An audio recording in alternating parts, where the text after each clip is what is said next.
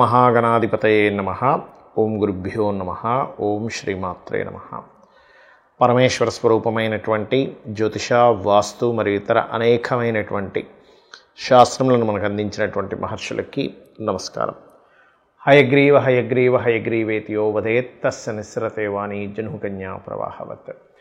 అరుణాం కరుణాతరంగితాక్షీం ధృతపాశాంకుశపుష్పబాణచాపాం అనిమాదిభిరావృతాం మయూకైః అహమిత్యేవ విభావయే భవానీం. శ్రీమాత్రే నమః. ప్రేక్షకులకి ఆ లలితాంబిక అమ్మవారి యొక్క అనుగ్రహం పరిపూర్ణంగా కలగాలని మనస్ఫూర్తిగా కోరుకుంటూ మనం ఈరోజు గురువు యొక్క మార్పు, మనకి మేజర్ ప్లానెట్స్ అయినటువంటి రాహు కానీ, కేతువు కానీ, గురువు కానీ, శని కానీ మారినప్పుడు మేజర్ చేంజెస్ జరుగుతూ ఉంటాయి. ఆ రకంగా మే 15వ తేదీ నుంచి గురువు వృషభ రాశి నుంచి మిథున రాశిలోకి మారుతున్నాడు.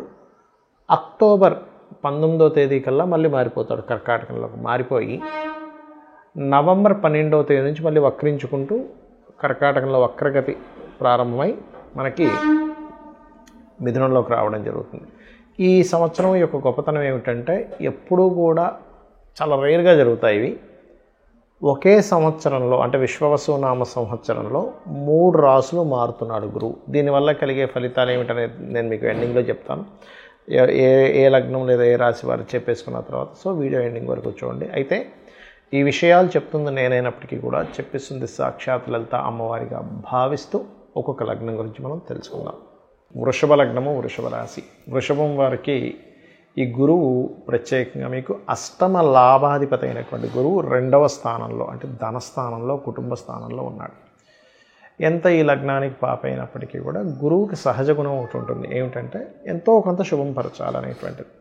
ఆ రకంగా చూసుకుంటే ఫైనాన్షియల్గా ధనపరమైనటువంటి విషయాల్లో ఖచ్చితంగా ఇంప్రూవ్మెంట్స్ అనేవి పెరుగుతాయి. అందులో ఎటువంటి సందేహము, సంకోచము అక్కర్లేదు. అలాగే ఏదైనా రీసెర్చెస్ చేస్తుంటాం చూసారా, మనకి ఫలానా దాని మీద నేను రీసెర్చ్ చేస్తున్నానండి, ఫలానా దాని గురించి నేను పిహెచ్డి చేస్తున్నాను, తద్వారా నాకు కలగాలి, లేదా ఫలానా బిజినెస్ ద్వారా నేను, ఎందుకంటే బుధ రాశులు బిజినెస్ సైన్స్ అంటారు. సో ఇక్కడ ఎప్పుడైతే బుధుడు యొక్క రాశుల్లో గురువు వచ్చి కూర్చున్నాడో వ్యాపారపరమైనటువంటి విషయాలు, అందులో ముఖ్యంగా రీసెర్చ్ రిలేటెడ్ సంబంధించినవి, లేదా ఫ్యాట్ ఐటమ్స్ ఏవైతే ఉంటాయో, ఫుడ్ రిలేటెడ్ దాంట్లో ఫ్యాట్ ఐటమ్స్ కావచ్చు, లేనట్లయితే ఎవరైనా ఫ్యాట్ పెంచుకోవడానికి కొంచెం ఎక్సర్సైజ్ చేస్తుంటారు, అటువంటి వాటిలో కావచ్చు,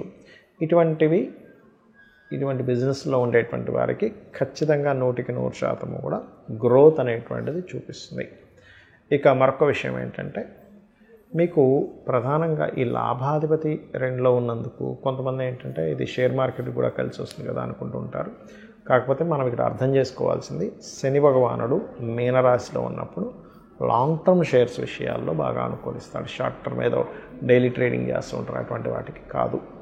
అదేవిధంగా మీకు పంచమం నుంచి కేతు కూడా ఎప్పుడైతే మారిపోతున్నాడో ఇట్స్ వెరీ క్లియర్లీ చూపిస్తుంది ఏమిటి అంటే మీకు గతంలో ఫ్రెండ్స్ ద్వారా, ప్రేమ వ్యవహారాల ద్వారా, లేదా కొన్ని సంతానం ద్వారా మీకు కలిగినటువంటి ఇబ్బంది కూడా తగ్గుతుందనేటువంటి తెలుస్తుంది. ఎక్కువగా మీరు విష్ణు సహస్రనామాలను శ్రవణం చేయండి. పఠనము, శ్రవణము, లేదంటే నాకు చదవడం రాదు, చక్కగా వినవచ్చు. శ్రవణం ద్వారా చక్కటి ఫలితాలు వస్తాయని శాస్త్రం చెప్తుంది. ఒకటి చేయండి, అన్ని విధాలా మీకు బాగుంటుంది. చాలామంది అడుగుతున్నారు, ఏమండి ఈ సంవత్సరం గురువు అతిచారంలో ఉన్నాడు కదా, అంటే సంవత్సరం పాటు ఒక రాశిలో ఉండవలసినటువంటి గురువు ఒకే సంవత్సరంలో 3 రాశులు మారుతున్నాడు. గురువుని మనకి ఆస్ట్రాలజీలో జీవుడుగా చెప్తారంటే ప్రజలు, జీవులు, జీవంలో ఉన్నటువంటి ప్రతిదీ కూడా గురువే, జీవకారకుడు. అందుకే మనకు చూడండి కరోనా వచ్చినప్పుడు కూడా మీరు అప్పుడున్న ప్లానటరీ పొజిషన్స్ని కనుక గమనించినట్లయితే శని గురువులు కలిసి మకరంలో ఉన్నారు.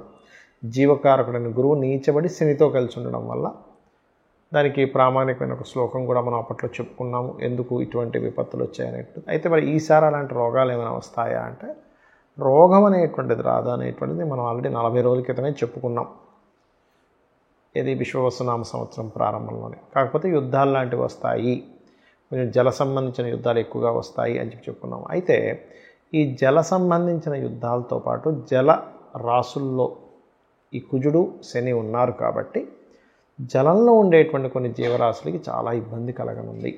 జల యుద్ధాల మూలంగా కావచ్చు, అణుబాంబు పేలడం వల్ల కావచ్చు, జలంలో ఉండేటువంటివి చాలా మటుకు ఇబ్బంది అవుతుంది. అదేవిధంగా గురువు ఎప్పుడైతే 3 రాసులు మారుతున్నాడో, అంటే వృషభం నుంచి మళ్ళీ మిథునం నుంచి మళ్ళీ కర్కాటకం, మళ్ళీ వెనక్కి రావడం అంటే ఏమిటి, జీవుల యొక్క మార్పుల్ని చూపిస్తుంది. అంటే ఒక ఈ యుద్ధ సంబంధించినటువంటి ప్రభావం వల్ల ఉన్నటువంటి ప్రజలు ఇక్కడ కాదు, ఇక్కడ నుంచి ఇంకో దగ్గరికి వెళ్తే మనం సేఫ్గా ఉంటామేమో అనేటువంటి దాన్ని ఒక సేఫ్ జోన్లోకి వెళ్ళడం.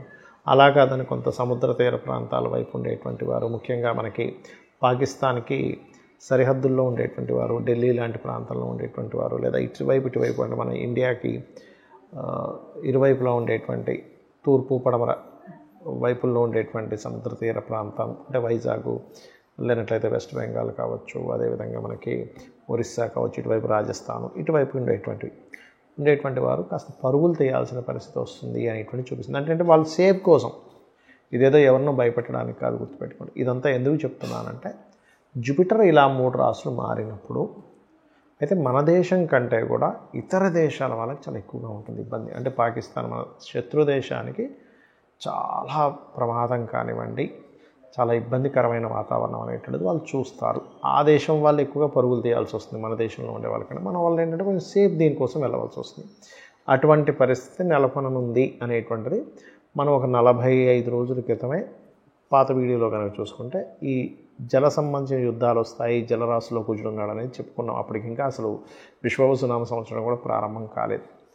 అయితే ఈ షష్టగ్రహ కూటమి, గ్రహణం ఇవన్నీ కూడా దానికి యాడ్ ఆన్ అవుతున్నాయి, కాదని కాదు. అయితే మరి అందరూ సరే నాకు డేట్ ఆఫ్ బర్త్ ఉంది కాబట్టి నేను పలానా రెమెడీ చేసుకుంటాను, మరి లేని వాళ్ళ పరిస్థితి ఏమిటి, ఈ యుద్ధ సంబంధించిన వాటి నుంచి కాపాడుకోవడానికి ఏమిటి, ఈ గురువు మారుతున్నందుకు మీకు మంచి ఫలితాలు రావడానికి ఏమిటి అని చూసుకున్నట్లయితే, ఎప్పుడైనా శని గనక మీనరాశుల్లో సంచరించేటప్పుడు ప్రధానంగా జరిగేవి ఏమిటి అంటే కొంతమంది పీఠాధిపతులు వాళ్ళలో మార్పులు కానివ్వండి, లేనట్లయితే వాళ్ళకు కొంత హెల్త్ రిలేటెడ్, లేకపోతే వాళ్ళలో కొంత ఇబ్బంది కావడం, కొంచెం ధర్మానికి ఇబ్బంది రావడం, ఇట్లాంటివన్నీ కూడా శని గుర్రాశిలో ఉన్నప్పుడు ఇస్తూ ఉంటాడు.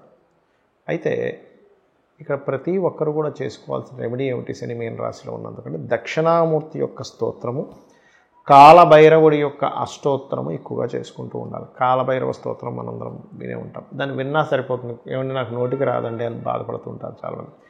చక్కగా మీరు ప్రశాంతంగా మీరు విన్నారంటే కాలభైరవ అష్టకము, కాలభైరవుడు ఈ కాలంలో జరిగేటువంటి ఏవైతే విపత్తులు ఉంటాయో ఆ విపత్తుల నుంచి మిమ్మల్ని కాపాడడం జరుగుతుంది, గుర్తుపెట్టుకోండి. అలాగే హైదరాబాద్ నగరంలో ఉండేటువంటి వారు కూడా కాస్త ఈ ప్రాంతాల్లో ఎక్కడైతే మనకి జనసంచారం ఎక్కువ జరుగుతుందో అక్కడ కూడా కొంత జాగ్రత్తగా ఉండాలి. పుణ్యక్షేత్రాలు, అదేవిధంగా ఈ ప్రార్థనా స్థలాల మీద కూడా ఎఫెక్ట్ అనేటువంటిది ఉంది కాబట్టి ప్రార్థనా స్థలానికి వెళ్ళేటువంటి వారు ముఖ్యంగా మంగళవారాలు, గురువారాలు మరింత జాగ్రత్తగా ఉండాలి, గుర్తుపెట్టుకోండి. అదేవిధంగా మరి ఇంకేం రెమెడీస్ చేసుకుంటే బాగుంటుంది అంటే గోవులకి బెల్లం తినిపించడం కానివ్వండి, గురు మంత్రము మీకు గనక మీ గురువుల ద్వారా ఎవరి ద్వారా అయినా మీకు గురుమంత్రం లభించినట్లయితే గురుమంత్ర జపం చేసుకోవడము, దక్షిణామూర్తి స్తోత్రము, దత్తాత్రేయుడి యొక్క చరిత్ర చదువుకోవడము, వీలున్నప్పుడల్లా కూడా కాస్త గురుగ్రహం దగ్గర శనిగ్రహం దగ్గర దీపారాధన చేయడము, గోవులకి బెల్లం తినిపించడము, ఇవి చేయండి. ఖచ్చితంగా మీరు మీ యొక్క కుటుంబము సేఫ్గా ఉంటుంది. మనందరము కూడా ఆ యొక్క అమ్మవారి అనుగ్రహంతో సురక్షితంగా ఉండాలని మనస్ఫూర్తిగా కోరుకుంటూ శ్రీమాత్రే నమః.